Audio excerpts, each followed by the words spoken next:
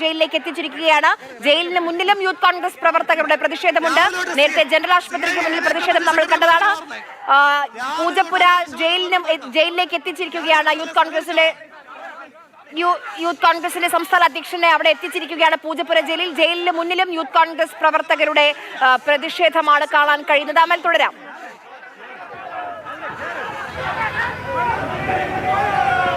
ആര്യ, അവിടെയും പ്രതിഷേധമാണ് എങ്കിൽ ഇന്ന് ഈ വിഷയവുമായി ബന്ധപ്പെട്ട് തന്നെ തലസ്ഥാന നഗരിയിൽ ഉണ്ടാകുന്ന 5ാമത്തെ സംഘർഷത്തിലേക്ക് കാര്യങ്ങൾ പോകുന്നു. ഈ കേസിന്റെ വിശദാംശങ്ങളിലേക്ക് വരികയാണെങ്കിൽ ഈ വി ഡി സതീശന്റെയും മറ്റാളുകളുടെയും ഒക്കെ പേര് പബ്ലിക് പ്രോസിക്യൂട്ടർ APP ഇന്ന് നമ്മളോട് സംസാരിക്കാനായി വന്നിരുന്നു. മാധ്യമങ്ങളോട് പ്രതികരിച്ചപ്പോൾ ഈ കാര്യം എന്താണ് ജയിലിന് മുന്നിലെ സാഹചര്യം?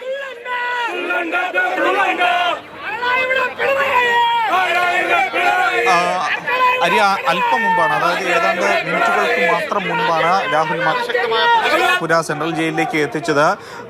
വളരെ പെട്ടെന്ന് തന്നെ ജയിലിനകത്തേക്ക് പോലീസ് വാഹനം കൊണ്ടുപോയി. പോലീസിന്റെ ഒരു വലിയ സുരക്ഷാ സംവിധാനം ഇവിടെ ഒരുക്കിയിരുന്നു. പ്രത്യേകിച്ചും വലിയ പ്രതിഷേധങ്ങളൊക്കെ ഉണ്ടാകാനുള്ള സാധ്യത കണക്കിലെടുത്തുകൊണ്ട് അത്തരത്തിൽ ഒരു സുരക്ഷാ ക്രമീകരണങ്ങളൊക്കെ തന്നെ ഒരുക്കിയിരുന്നു. ഇപ്പോൾ ഏതായാലും ഈ യൂത്ത് കോൺഗ്രസ് പ്രവർത്തകർ ജയിലിന് മുന്നിൽ നിന്ന് പ്രതിഷേധിക്കുന്ന മുദ്രാവാക്യം വിളികളുമായി തുടരുന്ന കാഴ്ചകളാണ് നമുക്ക് ഇവിടെ നിന്നും കാണാൻ കഴിയുന്നത്. DCC പ്രസിഡന്റ് പാലോട് രവി ഉൾപ്പെടെയുള്ള ആളുകൾ, നേതാക്കളൊക്കെ തന്നെ ഇങ്ങോട്ടേക്ക് എത്തിയിട്ടുണ്ട്. ഈ വരുന്ന വഴിക്കും ഇത്തരത്തിൽ വലിയ തരത്തിലുള്ളൊരു മുദ്രാവാക്യം വിളികളുമായാണ് ഈ പ്രവർത്തകർ ഈ പോലീസ് വാഹനത്തിന് പിന്നാലെ ഈ ജയിലിലേക്ക് എത്തിയത് എന്നുള്ളതാണ് നമുക്ക് മനസ്സിലാക്കാൻ കഴിയുന്നത്. ഏതായാലും വരും ദിവസങ്ങളിൽ വലിയ തരത്തിലുള്ളൊരു പ്രതിഷേധം കോൺഗ്രസിൻ്റെയും യൂത്ത് കോൺഗ്രസിൻ്റെയും ഒക്കെ ഭാഗത്ത് നിന്ന് ഉണ്ടാകുമെന്നുള്ളത് തന്നെയാണ് നമുക്ക് ഈ ഘട്ടത്തിൽ പറയാൻ സാധിക്കുക. ഇപ്പോൾ രാഹുൽ മാങ്കൂട്ടത്തിനെ ജയിലിനകത്തേക്ക് കൊണ്ടുപോയിട്ടുണ്ട്, ജയിലിനകത്തേക്ക് ആക്കിയിട്ടുണ്ട്.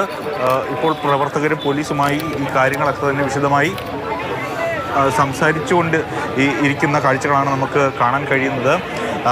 വളരെ പെട്ടെന്ന് തന്നെ രാഹുൽ മാങ്കൂട്ടത്തിനെ ഈ ജയിലിനകത്തേക്ക് കൊണ്ടുപോയി 22-ാം തീയതി വരെയാണ് ഇനി റിമാൻഡ് ഉള്ളത്. അതോടൊപ്പം തന്നെ ഈ ജാമ്യാപേക്ഷയ്ക്ക് വേണ്ടി വീണ്ടും ഈ മുതിർന്ന നേതാക്കളൊക്കെയായി കൂടിയാലോചന നടത്തിയതിനു ശേഷം വീണ്ടും ജാമ്യാപേക്ഷയ്ക്ക് വേണ്ടി ശ്രമിക്കുമെന്നുള്ളതാണ് നമുക്ക് മനസ്സിലാക്കാൻ കഴിയുന്നത്.